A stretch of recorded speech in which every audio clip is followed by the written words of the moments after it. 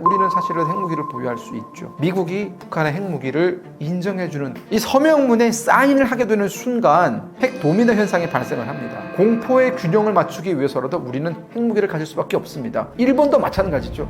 북한과 비슷한 형태의 불량 국가들, 북한처럼 저렇게 일단 핵무기를 보유하고 개기면 우리도 핵보유국이 될 수 있구나 라고 생각할 수 있는 권위주의 국가들, 독재 국가들이 핵무기를 가지려고 노력을 할 것이기 때문에 우리가 막을 수 없을 겁니다. 그러나 북한군이 이번 러시아 파병으로 인해 현대전에 적응한 건가요? 북한의 전투 능력이 상승되었다고 보시나요? 그렇다고 볼 수 있죠. 인정하기는 싫지만 어쨌든 이번 파병된 북한군은 러시아 우크라이나 전쟁에서 많은 현대전의 경험들, 실전 경험뿐만이 아니라 드론 운영 경험이라든가 혹은 드론 상대법이라든가 등등 지금 우리한테 굉장히 필요한 그런 실전 능력들을 북한은 이미 체득을 했다라고 볼 수 있고요. 북한이 파병 초기에는 굉장히 헤매는 모습을 보여줬어요. 막 대부대 단위로 움직이고 막 탁 트인 벌판에서 엄폐 없이 그냥 무작정 돌진하는 모습을 보여주다가 드론에 그냥 막 사냥당하는 그런 모습 보여줬거든요. 그러면서 사상자가 굉장히 속출했었는데 어느 정도의 전투 경험이 쌓이니까 북한군은 이제 대부대 전술을 버리고 소부대 전술 단위로 움직이기 시작했고 드론 사냥 조직을 만들어서 드론에 굉장히 효과적으로 대응을 하기도 했고요. 또한 보면은 전투 여러 가지 경과를 지켜보면 결국은 북한이 투입이 돼서 우크라이나에 빼앗겼던 쿠르스크를 다 회복을 했어요. 러시아가. 뿐만 아니라 우크라이나에 점령당했던 쿠르스크 지역만큼 우크라이나 영토로 깊숙이 들어갔어요. 즉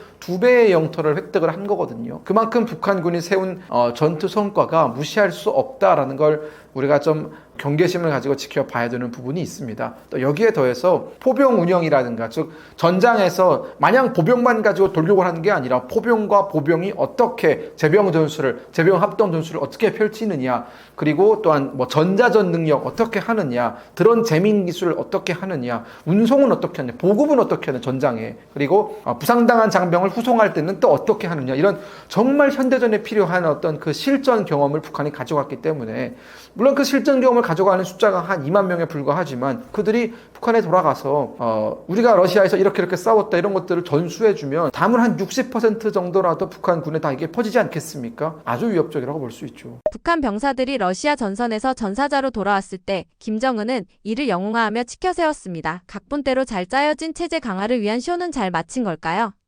저는 그렇다고 봅니다. 김정은 입장에서는 어쨌든 지금 약 600명에 달하는 사람들이 죽어서 돌아왔고 4,700명이 부상당해서 돌아왔거든요. 여기에 대해서 북한 주민들에게 설명을 해야 됩니다. 러시아 우크라이나 전쟁은 북한 주민 입장에서 봤을 때는 좀 황당한 전쟁이거든요. 러시아와 어떤 북한이 그 전쟁 이전에 뭐 돈독한 관계였던 것도 아니고 심지어 북한 주민 대다수는 우크라이나가 어디 있는 줄도 몰라요. 뭐 내세우는 명분이 나치에 대항하는 그런 거다라고 하지만 북한 주민들은 나치가 뭔지도 잘 모르고요. 우크라이나가 왜 나치인지도 모릅니다. 정말 명분 없는 전쟁에 수많은 북한 장병들이 동원됐던 것이고 여기서 지금 수천 명에 달하는 사람들이 죽거나 부상당해서 돌아왔단 말이에요. 그러면 죽거나 부상당한 사람들의 가족들은 이게 얼마나 분이 터지겠습니까? 10년 동안 군에 보내는 것도 억울한데 10년 동안 군에 가서 면회 한두 번밖에 못 하거든요. 이것도 굉장히 불합리적인데 남의 나라 전투에 가서 목숨을 잃어왔다? 김정은이 나서서 이 사람들의 영웅적인 행위에 대해서 칭찬을 해주고 메달을 달아준다 한들 전쟁에서 죽은 사람이 돌아오는 건 아닙니다. 결국 이들은 본인들의 아들, 남편이 본인들의 곁을 떠나니 상실의 아픔을 평생 동안 겪어야 되거든요. 이걸 김정은도 아는 겁니다. 그렇기 때문에 최대한이 명분 없는 전쟁에서 이렇게 많은 사상자가 발생한 것에 대해서 본인의 책임을 좀 회피하기 위해서 사람들의 불만을 좀 눅자치기 위해서라도 이런 거대한 쇼가 필요한 거죠. 북한이 러시아를 지원하면서 얻는 정치적 군사적 대가는 무엇이라고 보시나요? 일단 정치적인 대가를 먼저 말씀을 드리면 김정은은 2019년 이후에 중국과의 관계가 악화되면서 사실상 외교적인 고립 상태였어요. 코로나 시기 때 김정은은 중국을 지나치게 배척하는 정책을 취하면서 중국으로부터 미움을 샀죠. 분노를 샀죠. 그러면서 중국에게 상당 부분 의존하던 북한의 경제가 매우 심각하게 흔들립니다. 환율이 북한 당국이 지정했던 환율보다 5배, 6배 가까이 뛰면서 결국 결국은 북한의 시장이 몰락했고요. 중국과의 어떤 무역을 통해서 활성화되었던 북한의 다양한 시장들이 다 올스톱됩니다. 그러면서 이제 북한의 생필품 사재기 현상 혹은 생필품이 매우 부족해지는 현상도 있었고, 중국으로부터 들어오던 식량도 제때 조달이 안 되면서 2023년, 2024년 아사자가 정말 많이 발생하기도 했었거든요. 김정은 정권은 총체적인 위기였습니다. 이 위기가 결국은 누구로부터 해소가 되었느냐? 러시아로부터 해소가 됐습니다. 러시아가 필요한 인력, 러시아가 필요한 포탄, 무기, 미사일 이런 것들을 북한이 매우 싸게 제공을 하면서 러시아는 그에 대한 보답으로 북한 당국이 매우 필요했던 식량이라든가 혹은 경제적인 어떤 기름이라든가 이런 것들을 좀 주거든요.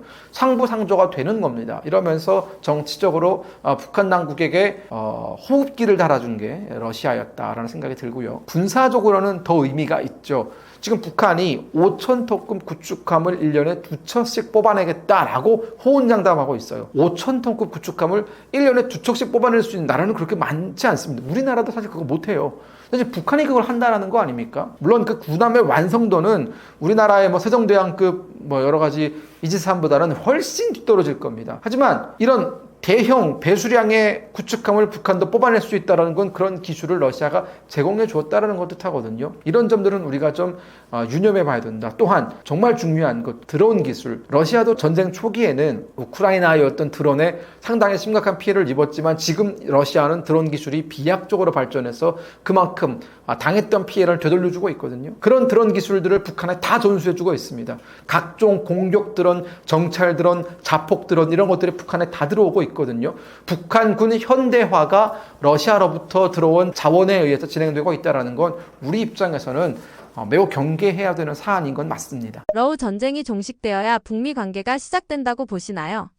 러우 전쟁이 종식되어야 북미 관계가 시작된다라는 건 저는 좀 다른 의견이 있습니다. 북미 관계가 재개되는 것은 러시아 우크라이나 전쟁과는 큰 상관은 없어요. 사실 이 전쟁이 끝나지 않더라도 북미 간의 협상은 진행될 수 있습니다. 하지만 북미 간의 본격적인 협상이 진행되려면 미국이 가지고 있는 이 협상에서의 우위가 국대화되었을 때 협상이 시작될 수 있습니다. 반면에 다시 이걸 바꿔서 얘기하면 북한이 무언가 급하게 필요할 때 그들은 협상장에 나올 겁니다. 지금 북한은 미국과 굳이 협의를 하지 않아도 괜찮아요. 러시아와의 관계도 좋고 중국과의 관계도 이번에 새롭게 회복이 됐기 때문에 지금 미국과 마주 앉아서 지금 자기들이 받고 있는 대북 유엔 제재 이거 해제해달라고 애걸복걸 할 필요가 없거든요. 중요한 것은 중국이 북한을 얼마나 지원을 해주느냐, 러시아가 북한을 얼마나 비호해 주느냐, 이 기간이 얼마나 연장되느냐 여기에 달려있다라고 저는 보고 있고요. 사실 북중 관계가 회복되지 않았더라면, 이번에 그 전승절을 통해서 회복되지 않았더라면 러우 전쟁이 끝나게 되면은 북한은 다급해져서 미국에게 손을 내밀 겁니다. 하지만 변수가 생겼어요. 중국이 다시 북한을 끌어당기면서 북한 입장에서는 러시아도 날 좀 도와주고 있고 중국도 도와주고 있는데 난 미국과 협상 최대한 시간을 끌면서 미국이 안달나하게 만들 수 있다라고 지금 계산을 하고 있는 겁니다. 저는 그래서 앞으로 북미 간의 협상 서로 협상을 할 수 있다 얘기는 하지만 그렇게 쉽게 진행이 될 거라고 보지는 않습니다. 이게 협상이 되려면 결국은 합의점에 도달할 수 있는 공통의 무언가가 있어야 돼요. 근데 미국은 북한을 핵 보유국으로 인정을 해줄 수 없습니다. 말은 그렇게 할 수 있어요. 핵 보유국으로 인정을 해줄 테니 테이블에 나와라 라고 할 수 있습니다. 그러나 이 서명문에 사인을 하게 되는 순간 핵 도미노 현상이 발생을 합니다. 북한을 정식적인 핵 보유국으로 인정을 하면 대한민국 안에서 자체적으로 핵무기를 보유해야 된다는 여론은 우리가 막을 수 없을 겁니다. 왜냐? 이제는 북한의 핵무기가 되돌릴 수 없는 위협으로 자리를 잡을 것이기 때문에 비핵화 논의는 이제는 필요 없어지거든요. 그러면 공포의 균형을 맞추기 위해서라도 우리는 핵무기를 가질 수밖에 없습니다. 일본도 마찬가지죠. 북한이 핵무기를 가지게 된다면 일본 입장에서는 핵무기를 가진 본인들의 적이 두 개나 더 생기는 거잖아요. 중국과 러시아와 북한. 지금 일본은 핵무기를 가진 나라들을 머리 위에 3개나 안고 있어야 되기 때문에 일본의 핵무기를 가져야 된다는 여론은 높아질 수밖에 없습니다. 대만도 마찬가지고요. 핵 도미노 현상이 발생을 합니다. 또한 북한과 비슷한 형태의 불량 국가들, 북한처럼 저렇게 일단 핵무기를 보유하고 개기면 우리도 핵보유국이 될 수 있구나 라고 생각할 수 있는 권위주의 국가들, 독재 국가들이 핵무기를 가지려고 노력을 할 것이기 때문에 북한이 앞에서는 핵무기를 가지고 이 기술에 대해 핵기술에 대해서 전파하지 않겠다라고 약속을 할 수 있지만 우리가 북한을 어떻게 믿습니까? 결국은 미국은 북한의 핵무기를 인정을 해주는 순간 기존에 생각했던 모든 국제 질서가 흔들리게 되는 현상을 맞이할 겁니다. 따라서 미국도 북한의 핵무기를 인정을 해줄 수가 없고요. 북한은 핵무기가 인정되지 않는다면 회담을 할 이유가 없다라고 생각을 합니다. 평행선을 달리고 있어요. 쉽게 마주 앉을 수 없습니다. 결국에는 대한민국이 핵무기를 보유할 수밖에 없다고 보시나요? 보유하는 시나리오로 가게 된다면 우리나라에는 어떤 이득이 되고 얼마나 걸릴까요? 저는 그렇습니다. 빠르면 빠를수록 좋다고 생각해요. 결국은 모든 건 허락보다 용서가 쉬워요. 국제사회의 허락을 받은 뒤에 핵무기를 가지려고 하는 건 우리는 불가능합니다. 일단 만들어 놓고 그 다음 쇼부를 봐야 되는 거예요. 물론 여러 가지 전제되어야 되는 조건은 있어요. 그러니까 북한의 핵 위협이 필요 이상 수준으로 높아졌다. 즉 국제사회가 봤을 때도 저 북한은 선을 너무 많이 넘었다. 이런 정도의 공감대가 있으면 한국의 핵무기를 보유하겠다라는 것에 대해서 감정적인 동의가 이루어질 수도 있습니다. 왜냐? 한국이 만약 핵무기를 보유 안 한다면은 북한의 위협으로부터 살아남을 수 없다라는 그런 전제가 깔린다면은 우리는 사실은 핵무기를 보유할 수 있죠. 그게 결국은 미국이 북한의 핵무기를 인정해주는 그게 바로 출발선이 될 겁니다. 북중러 회담 후 한미일의 관계는 어떻게 예상하시나요? 한미일의 관계는 앞으로 공조 관계가 저는 지속될 거라고 보고요. 한국이 한미일이라는 그 공조, 삼각공조 체제에서 이탈을 해서 중국이라든가 러시아와 가까워지려고 하는 움직임을 보인다면 그건 정말 우리한테는 수어사이드, 자살행위다라고 볼 수밖에 없습니다. 기본적으로 한미일과 북중러를 비교했을 때 가장 먼저 뭐가 떠오릅니까? 자유민주주의 체제와 권위주의, 독재주의 체제 간의 대결 구도입니다. 대한민국은 자유민주주의를 헌법에 박아놓은 나라예요. 즉 우리나라는 자유민주주의를 버릴래야 버릴 수 없는 나라입니다. 그렇다면 우리가 협력해야 되는 나라들은 함께 가치를 공유하고 있는 자유와 민주주의를 소중하게 생각하는 나라들과 협력을 하면서 우리의 자유를 빼앗으려고 하는 권위주의 세력에 맞서는 것 이외에 다른 그림은 없다라는 말씀을 드리겠습니다. 한미일 동맹 vs 북중러 연대는 신냉전 시대의 본격화를 알리고 있습니다. 한국이 안보와 외교의 균형을 동시에 요구받는 가장 복잡한 시험대에 오른 건가요? 오래전부터 우리가 중국과 미국 사이에서 균형을 맞춰야 된다는 논리를 반대했던 사람입니다. 이건 책에서나 가능한 논리예요. 균형을 맞추는 게 중요하죠. 중국에 대한 어떤 수출 의존도 또 있고 중국에서 여러 가지 사업을 하시는 우리 교민들도 많이 있기 때문에 중국을 완벽하게 배제하고 갈 수 없다라는 논리를 저는 책에서는 이해합니다. 하지만 우리는 현실을 봐야 됩니다. 현실을. 뭐냐? 그 현실이라는 것은 결국은 중국이 추구하는 국제 질서와 미국이 추구하는 국제 질서 중 우리가 어떤 국제 질서에 편입하는 것이 대한민국의 안보와 대한민국의 경제에 유리한 이걸 따져봐야 되는 건데 중국이 추구하는 국제 질서는 뭡니까? 중화주의입니다. 중국이 중심이고 그 주변 국가들은 다 오랑캐인 거예요. 옛날 당나라 때, 청나라 때, 명나라 때 이때 중국이 추구했던 조공 질서가 바로 중국이 추구하는 국제 질서입니다. 자, 이걸 중국이 어떻게 시험합니까? 중국의 압도적인 경제력으로 다른 나라의 경제를 예석화하고 그 나라 정부가 중국의 관계에 대해서 제거하거나 중국이 원하지 않는 모습으로 갈 때 중국은 바로 즉각적인 경제 제재를 통해서 그 나라를 굉장히 압박합니다. 경제만 동원합니까? 아니에요. 중국은 그 나라, 즉 본인들의 말을 듣지 않은 나라의 정치에도 개입하고 선거에도 개입합니다. 실질적으로 중국은 캐나다 선거에 개입을 했고 호주 선거에도 개입을 했고 영국 선거에도 개입을 했어요. 심지어 일본의 자민당 선거에도 개입을 했다라는 것이 여러 증거로 드러나고 있습니다. 즉 중국은 융화하고 화합하고 이런 거 할 줄 모르는 나라입니다. 중국이 가장 우선이고 중국의 이익에 반하면 그 나라 정부를 뒤집거나 그 나라의 경제를 몰락하게 만드는 그런 정책을 통해서 거의 팽창주의로 나가고 있는 거예요. 반면에 미국이 추구하는 국제 질서는 물론 트럼프 정부 들어서서 여러 가지 어떤 무역 협상이라든가 혹은 관세 협상 때문에 미국에 대해서 비판적인 시각을 가지고 있는 국민들이 많이 있는 걸 알고 있습니다. 그러나 어쨌든 미국이 추구하는 국제 질서는 자유민주주의 가치 중심 중심의 국제 질서입니다. 미국이 지금 때리고 있는 나라들을 보면은 베네수엘라 때리고 있죠. 베네수엘라 어떤 나라입니까? 마두로 정권의 지금 좌파 독재 국가입니다. 이런 나라들 때려요. 이란 왜 때렸습니까? 이란 지금 이슬람 거의 신정주의 나라잖아요. 이런 독재 국가들을 건드리고 있지 미국이 무력을 동원해서 자유민주주의 국가를 건드린 적 단 한 번도 없습니다. 우리가 어느 나라 질서에 편입을 해야 될지는 사실은 이건 삼척동자도 이해할 수 있는 내용이라는 생각이 듭니다. 북중러 밀착 과시 속 한미일은 다영역 군사훈련인 프리덤 엣지를 시행했습니다. 이재명 대통령 취임 후 처음인데요. 어떤 의미를 두고 있다고 보십니까?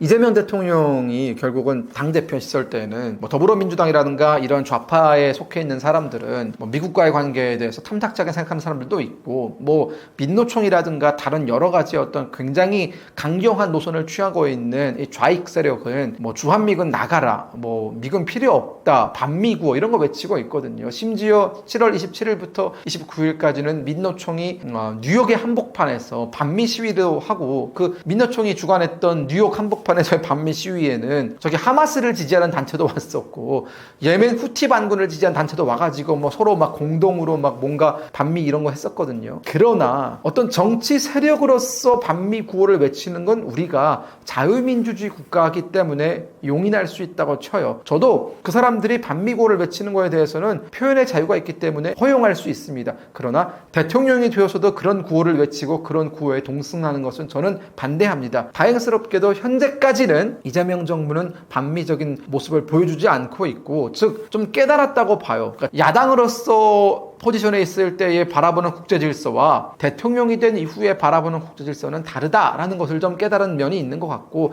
이번에 한국과 미국이 관세 협상을 하면서 사실상 우리가 상당 부분 미국에 많은 것들을 내주었거든요. 또한 미국으로부터 굉장히 많은 압박을 받고 있었는데 만약 여기서 반미를 하게 된다면 우리가 감당할 수 없는 수준의 압박을 받게 될 겁니다. 그렇기 때문에 물리적으로, 현실적으로, 외교적으로 우리는 반미의 노선을 걸을 수 없는 나라가 되었다. 저는 그 점이 상당히 의미가 있다고 봐요. 중국과 러시아는 북한을 단순 패권 도구로 활용하고 있는 걸까요? 아니면 자체 전략적 이해관계를 위해 북한과 협력하는 걸까요? 저는 찐 협력 관계에 가깝다고 봅니다. 왜냐하면 북한은 러시아와 중국이 하지 못하는 쌍욕을 앞에서 해주는 나라입니다. 중국도 체면이 있기 때문에, 이 채통이 있기 때문에 미국을 향해서 욕설, 육두문자는 못하잖아요. 러시아도 마찬가지죠. 하지만 기묘정언 합니다. 그러니까 북한은 비정상적인 체제이기 때문에 러시아와 중국 입장에서는 이렇게 말을 잘 들으면서 잘 드는 칼이 없는 거예요. 본인들은 칼자루만 주면 되는 겁니다. 앞에서 썰고 베고 하는 건 북한이 해줄 수 있는 거예요. 북한도 본인들의 위치, 포지션, 본인들의 쓰임을 잘 알고 있습니다. 그리고 저는 중국과 러시아가 북한의 비핵화를 바랄까? 그렇지 않다고 봐요. 안 바랄 겁니다. 그리고 러시아와 중국 입장에서는 자유민주주의 체제를 유지하고 있는 한국이 동북아의 중심이 되는 거 절대로 허용하지 않겠죠. 한국을 압박하고 고립시킬 수 있는 최선의 도구가 북한인데 이걸 왜 포기하겠습니까? 그렇기 때문에 패권의 도구로 쓰는 것도 있지만 전략적으로 북한과 중국과 러시아의 이해관계는 어느 지점에서는 맞다 떨어집니다. 일본을 견제하고 한국을 견제하고 동북아에서 미국을 견제하기 위해서 북한만큼 사납고 으르렁거리는 개가 없어요. 아주 그들의 충견으로서는 딱입니다. 우리가 왜 북한을 괴뢰라고 합니까? 그들의 목적에 딱 맞게 지금 중국과 러시아가 원하는 대로 움직여주고 있잖아요. 그래서 우리는 북한을 괴뢰 국가라고 부르는 거예요. 한미일과 북중러의 대결 구도가 장기화될 경우 한반도 및 국제사회에 미치는 정치적, 경제적 충격은 어느 정도일까요? 한미일과 북중러의 대결 구도가 장기화된다면 대한민국 입장에서는 외교적인 레버리지가 올라갈 수 있습니다. 그 말은 뭐냐? 결국 기존에 우리 대한민국이라든가 특히 대한민국 안에서 외교를 하는 사람들, 안보를 하는 사람들은 늘 한반도가 중심이었어요. 그러니까 마치 지구가 한반도를 중심으로 돌아가는 듯 생각을 하고 있던 사람들이 많아요. 착각을 하고 있던 사람들. 그러나 이제는 이거를 우리가 넓혀서 봐야 된다. 한반도만 중요한 게 아닙니다. 동북아시아 전체가 중요한 것이고 전 지구적인 이슈가 중요한 겁니다. 그렇게 따지면 대만도 한반도 못지않게 지금 매우 중요한 지역이 되고 있어요. 일본도 중요한 지역이 되고 있고 우크라이나라든가 폴란드라든가 이런 지역에서 이제는 매우 중요한 위치, 중요한 전략적 함의를 가지고 있는 곳들이 생겨나고 있거든요. 그 말은 뭐냐? 우리나라가 이제는 우리나라에만 시선을 고정하고 한국의 문제에만 집중하는 그런 태도에서 벗어나야 된다. 한미일과 북중러의 구도가 본격화돼서 이것이 신냉전의 시작점이 된다면 대한민국은 뭐가 됩니까? 신냉전에 가장 앞장서 있는 나라가 되는 겁니다. 그러면 우리는 이 신냉전의 구도를 한반도에서만 볼 것이 아니라 전 지구적으로 우리의 파이를 키울 수 있는 기회를 가져가야 되는 거예요. 잘하고 있다고 봅니다. 우리는 지금 폴란드에 어마어마한 무기를 수출하고 있죠. 이 신냉전을 우리한테는 유리하게 가져갈 수 있는 거예요. 신냉전 속에서 결국은 국방력을 강화하려고 하는 나라들이 생겨나게 될 것이고, 기존에 유럽이 가지고 있던 EU의 방산, 나토 국가의 어떤 방산업체들이 가지고 있었던 그 문제점들을 우리는 가지고 있지 않기 때문에 더 많은 무기를 수출할 수 있는 것이고요. 또한 우리는 북한과 지금 직접적으로 맞대고 있고 중국과 러시아와 맞대고 있기 때문에 그만큼 우리의 역량, 우리의 위치가 중요하거든요. 우리의 쓰임새가 높아졌다라는 겁니다. 이거를 우리가 잘 활용을 해서 대한민국의 어떤 외교적인 역량을 키우고 우리의 어떤 입지를 강화한다면 강대국이 될 수도 있는 겁니다. 저는 오히려 이걸 기회로 삼아야 된다라는 생각이 들어요. 북중러 관계를 바라볼 때 대한민국이 반드시 눈여겨봐야 할 요소는 어떤 것들이 있을까요? 오늘 방송을 찍으면서 항상 결론을 내리고 싶은 거는 가치 중심의 동맹에서 우리가 절대로 이탈해서는 안 된다라는 그런 당부를 좀 드리고 싶습니다. 일본과의 관계에 많은 과거사 문제가 남아있고 물론 일본이 여러 차례 사과를 했음에도 불구하고 일본의 강성 우파 정치인들은 가끔씩 한국을 자극하는 발언도 합니다. 그것은 한국과의 외교를 망가뜨리겠다라는 목적보다는 본인들의 국내 정치에 활용하기 위해서 한일 관계를 이용하는 것이거든요. 이건 나쁜 행태죠. 우리가 비판해야 되는 행태입니다. 그럼에도 큰 것과 작은 것 중에서 우리가 소탐 대신 하지 말아야 된다라는 것들을 좀 강조를 하고 싶어요. 즉 우리나라에도 외교를 국내 정치에 활용하는 사람들이 꽤 있습니다. 한일 관계, 반일 감정 이런 것들을 자극시켜서 국내 정치에 유리하게 써먹는 사람들이 늘 있어 왔거든요. 하지만 우리가 이제는 보다 세련된 국민이고 보다 더 나은 정치적 소양을 가진 국민이라면 더 큰 관계, 더 큰 이익, 국가의 이익 이런 것들을 좀 우선시해야 된다라는 생각을 가지고 있고요. 중국과 미국 사이에서 어중간하게 줄타기 하는 것은 대한민국의 국력을 소진시키는 일일 뿐더러 어디에서도 호응받을 수 없고 어디에서도 칭찬받을 수 없는 그런 외교라는 점을 강조드리고 싶습니다. 우리는 가치 중심의 외교로 가야 되고 한국과 미국과 항상 함께 가야 됩니다. 그래야 우리의 외교적, 안보적 레버리지를 확보할 수 있는 것이고 대한민국이 그 다음 단계로 도약할 수 있는 길이 생기는 겁니다. 우리가 일본과 미국과 매우 긴밀하게 움직여야 중국이 우리를 무시하지 못하고 러시아가 우리를 무시하지 못하고 북한이 함부로 날뛰지 못합니다. 흔히 이런 얘기를 하죠. 자주적 외교, 자주적 국방 이런 얘기를 많이 합니다. 말은 좋습니다. 우리 스스로 우리의 안보를 지킨다. 우리 스스로 우리의 외교를 지킨다. 즉 우리의 외교 노선은 우리 스스로 지킨다. 자주 통일, 한반도의 문제는 남한과 북한, 즉 우리 민족끼리 해결한다. 이런 구호들은 듣기 좋아요. 또 그래야만 할 것 같아요. 아니 생각해 보십시오. 우리의 안보는 우리 스스로 지켜야지. 맞는 얘기입니다. 그러나 국제정치는 특히나 국제정치에서 돌아가는 이 현실주의는 매우 냉혹하고 여기에 감성이 들어갈 자리는 없습니다. 자주라는 말은 듣기에는 좋으나 고립을 자초하는 말이 될 수 있습니다. 언제든지 협력은 필요한 것이고 필요하다면 미국의 바짓가랭이를 기어서라도 국익을 가져올 수 있는 부분이 있다면 그렇게 해야 되는 겁니다. 필요하다면 정말 우리는 간이고 쓸기고 다 빼줄 수도 있어야 합니다. 저는 그게 외교라고 생각을 하거든요. 그렇기 때문에 우리가 감성 이런 것을 앞세워서 현실을 외면하는 그런 과거의 잘못이 반복되지 않기를 바랍니다.